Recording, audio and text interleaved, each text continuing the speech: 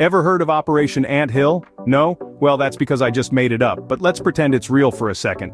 Imagine, if you will, a sprawling military base, not unlike those I've seen in my time. Only this one is run entirely by ants. Yes, you heard that right. Ants. Those tiny, industrious creatures that never seem to take a break. They're the architects of the insect world, constructing vast, intricate colonies that would make the best human engineers green with envy. Now, just like in a military base, every ant in the colony has a role to play. You've got your worker ants, the grunts if you will, who do the heavy lifting. They're the ones digging tunnels, gathering food, taking care of the young, and generally keeping the colony running smoothly. Then you've got your soldier ants. These are your infantry, the first line of defense. Their job? To protect the colony from threats. They're bigger, stronger, and ready to lay down their lives for the colony. And let's not forget the queen, the commander-in-chief. She's the one calling the shots, ensuring the survival of the colony by laying thousands of eggs each day. You might be wondering, how do they coordinate all this? Well, that's where things get really interesting. Ants communicate through chemicals called pheromones. It's sort of like their own secret Morse code. But here's the kicker. They do all this without a single blueprint, without a single meeting, and without a single cup of coffee. That's right, no caffeine required. They just know what to do, instinctively. Each ant knows its role and gets on with it. It's a level of organization and efficiency that we humans can only dream of. So the next time you see an anthill, take a moment to appreciate the marvel of engineering and coordination that it represents. It's not just a pile of dirt. It's a testament to the power of teamwork, of each individual doing their part for the greater good. Now that's what I call a well-planned operation, all without a single blueprint or a cup of coffee. Remember your first day at boot camp? Well, ants have their own version of that, and trust me, it's no picnic, unless they're stealing yours. Now, the life of an ant starts off in the egg stage. It's like being a fresh recruit, all shiny and new. They're cared for by their ant comrades, who are the equivalent of drill sergeants in the ant world. These worker ants ensure the eggs are clean, free from parasites, and are moved around the nest to maintain the perfect temperature. It's a full-time job, folks. Once they hatch, they enter the larval stage. This is where their boot camp training truly begins. They're fed and groomed by worker ants. It's like having your mom do your laundry and make your bed. But in this case, it's your siblings. Talk about a family affair. As the larvae grow, they start to resemble the soldiers they're destined to become. They're like cadets, learning the ropes and preparing for the big leagues. Once they're ready, they pupate. It's like graduation day, only instead of throwing their caps in the air, they shed their skin. Emerging from their pupal stage, they're now adult ants, ready to serve their colony. Depending on their species, they could become workers, soldiers, or even queens. It's like choosing your military specialty, only without the aptitude tests. Each role is vital to the survival of the colony. The workers are the backbone, doing everything from foraging for food to taking care of the young ones. The soldiers, well, they're the muscle, ready to defend the colony against threats. And the queens? They're the top brass, the ones calling the shots. It's a tough life, but every ant knows their duty. They're born into it, trained for it, and they live it every day. It's a never-ending cycle of growth, duty, and service to the colony. So next time you see an ant, salute. That little guy has been through the ringer. Ever seen ants at war? It's like watching a mini World War III minus the nuclear weapons. Now, if you thought ants were just about picnics and sugar cubes, think again. These tiny soldiers engage in full-blown battles right under our noses, and boy, it's something to behold. Ant colonies are territorial, and when two colonies cross paths, it's not exactly a friendly neighborhood meet and greet. Picture this, an army of ants lined up, ready to take on their rivals. It's not just chaos and biting, there's strategy involved. It's like watching a game of chess, but instead of pawns and bishops, you've got tiny armored warriors. Ants use their numbers effectively, swarming their enemies in a calculated assault. They even have specialized soldier ants with larger mandibles designed for combat. Talk about being born ready. Ants also employ tactics eerily similar to our own military strategies. They flank their enemies, cut off their retreat routes, and even take prisoners of war. And here's a fun fact for you. Some ants use chemicals as a form of biological warfare. They spray formic acid to disorient and immobilize their enemies. That's right, folks, these tiny critters have mastered chemical warfare long before us humans.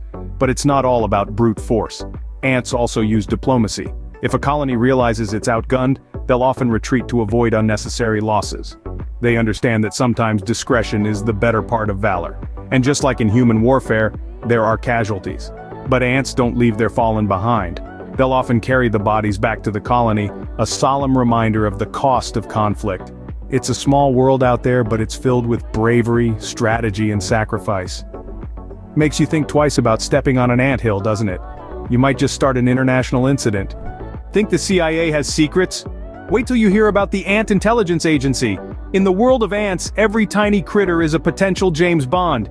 They've got this whole espionage thing down to a science, and unlike us, they don't need any fancy gadgets or secret codes.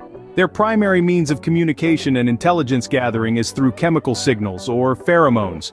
It's like they're all walking around with invisible ink, leaving messages for their comrades. Imagine this, an ant finds a food source. It doesn't just rush back to the hill and yell, "Grubs up!" Oh no, that would be too easy. Instead, it leaves a chemical trail all the way back to the colony. This trail is like a dinner bell for other ants. They follow the scent straight to the food. But it's not just about finding the nearest picnic. These chemical signals can warn of danger, direct traffic, and even differentiate between friend and foe. It's like they have their own Morse code, but instead of dots and dashes, they use different types of pheromones. And here's where it gets really interesting. Some ants can even hijack the chemical signals of other colonies. They infiltrate the enemy lines, mimicking their scent to blend in. It's a covert operation of epic proportions. They're the masters of disguise, the ultimate undercover agents. So what's the takeaway here? Ants are not just simple creatures scurrying around on the ground. They're complex, they're adaptable, and they're incredibly intelligent. They've developed a system of communication and intelligence gathering that rivals even our most sophisticated spy networks. And they've been doing this for millions of years, long before humans even thought about forming intelligence agencies. So, in a way, we're the rookies in this game. And the ants? Well, they're the seasoned veterans. So remember, the next time you see an ant, it might just be spying on you. Ever wondered what happens when ants retire? No, they don't get a pension or a gold watch. Just like in the military, ants don't simply hang up their boots and call it a day when they get older. Instead, their roles within the colony evolve, much like a soldier transitioning to civilian life. In the beginning of an ant's life, they typically serve as nurses, caring for the brood and performing tasks within the nest. As they age, they move on to the role of workers, venturing out to forage for food and carry out maintenance work. It's like going from being a fresh recruit to a seasoned soldier in the field. But what about the twilight years of an ant's life? Well, they don't exactly settle down for a quiet life of ant golf and bingo. Instead, they become soldiers, the defenders of the colony.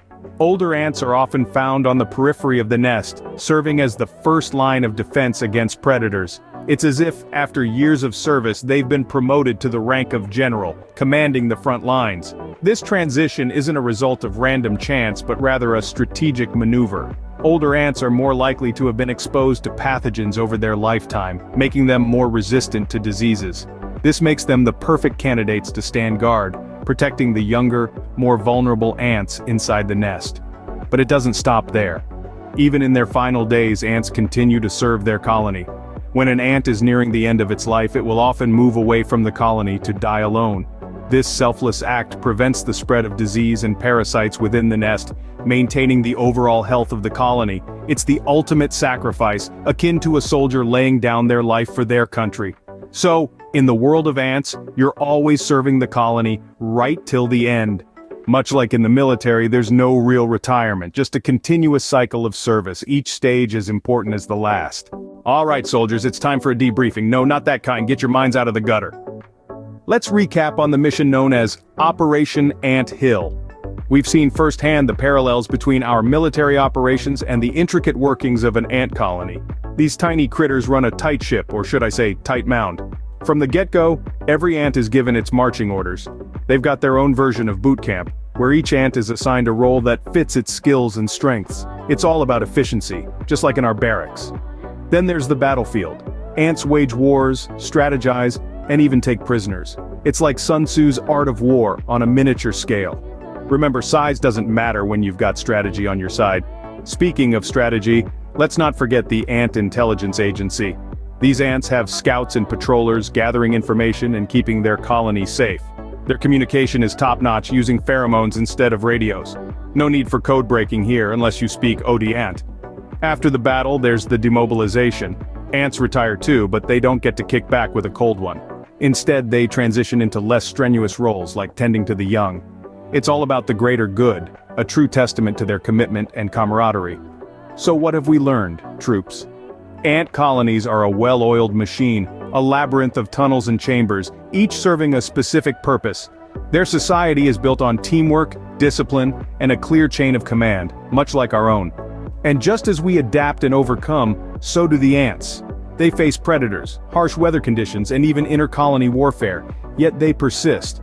They're the embodiment of resilience, proving that strength doesn't always come in size, but in unity and determination. So there you have it, the secret lives of ant colonies makes you appreciate those little critters a bit more, doesn't it? Well, that's all the intel I have for today. Hope you enjoyed this little foray into the world of ants. We've marched through Operation Ant Hill, survived Ant Boot Camp, and even braved the ant battlefield. We've peeked into the Ant Intelligence Agency, witnessed ant demobilization, and sat in on an ant colony debriefing. Quite a journey, wouldn't you say? Now if you think the ant world is all about sugar cubes and picnic crumbs, think again. These little soldiers are more than meets the eye. They've got strategy, teamwork, discipline. They could probably teach us a thing or two about resilience. So next time you see an ant, salute it. That's an order. If you want more tales from the front lines of nature, or if you've got some anecdotes of your own, don't be shy to leave a comment, and if you haven't already, hit that subscribe button for more ant ventures. This is Sergeant Fax signing off. Remember, respect the ants, they might just be the toughest soldiers out there.